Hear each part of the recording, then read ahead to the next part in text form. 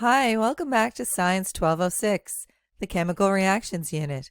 I'm Miss Ledwell, and in this video, we'll look at how to name molecular compounds. Let's begin. To name binary molecular compounds, our first step is to name the first element. Its name is the nonmetal name given on the periodic table. If there is more than one atom of this element, we need to add the appropriate prefix. So for example, our first element is N. N stands for nitrogen, and there's two of them, so we need to use the prefix for two, which is di. So this is dinitrogen. Next, we're going to name the second element, but remember, for the second element, you change the ending to "ide," and we need a prefix that indicates the number of atoms. For the second element, we do use the prefix mono if there's only one, as there is in this example. So our second element is O. O stands for oxygen. We need to change the ending to "ide," so that's oxide.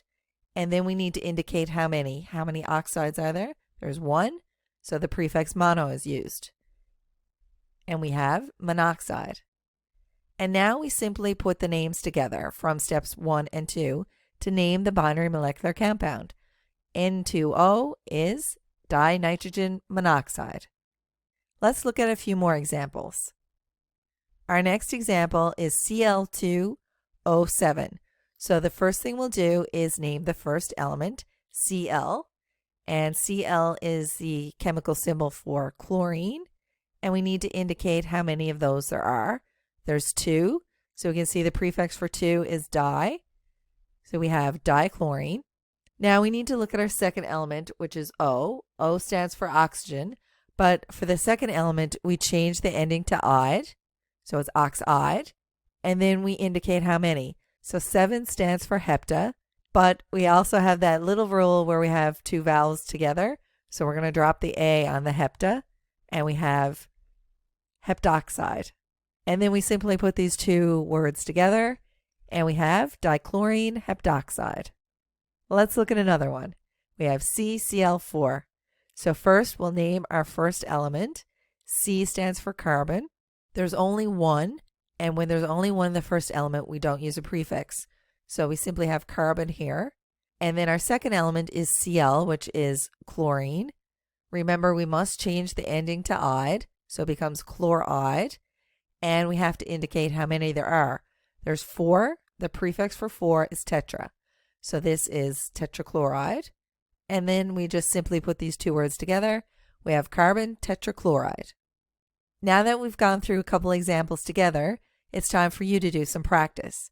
Pause this instructional video and grab a pencil and some paper, or open up a blank document on your electronic device. Number your paper or your document from 1 to 10. As each compound in the table on the next slide is revealed, write down the name of the compound, and then we'll go through the correct answers one by one. So once the compound is revealed, you might want to pause the video while you write down your answer, and then play again to see the answer revealed. Good luck, and after you number your paper or your document, resume this instructional video. Okay, on to our practice. So our first chemical formula is SO2. Remember our steps. Going to name your first element, add a prefix if needed, name your second one, change your ending to "ide," and add your prefix. And the name of our compound is sulfur dioxide. Our next one, PCl5,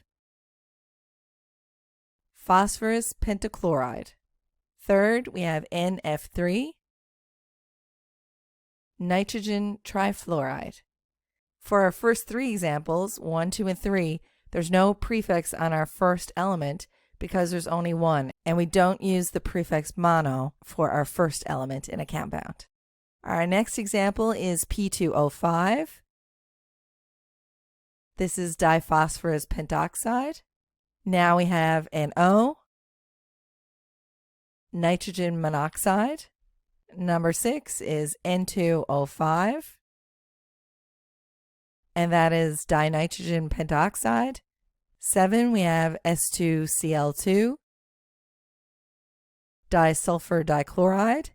8, we have CF4,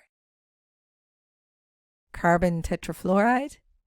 9, we have P2F6, diphosphorus hexafluoride. And our last one is S2F10. And we have disulfur decafluoride. If you had trouble with any of these, you can go back to the start of the instructional video and rewatch the examples there. Now it's time to continue to the next video. Before you do, pause for a brief moment and stretch, and then continue on to the next instructional video in this lesson.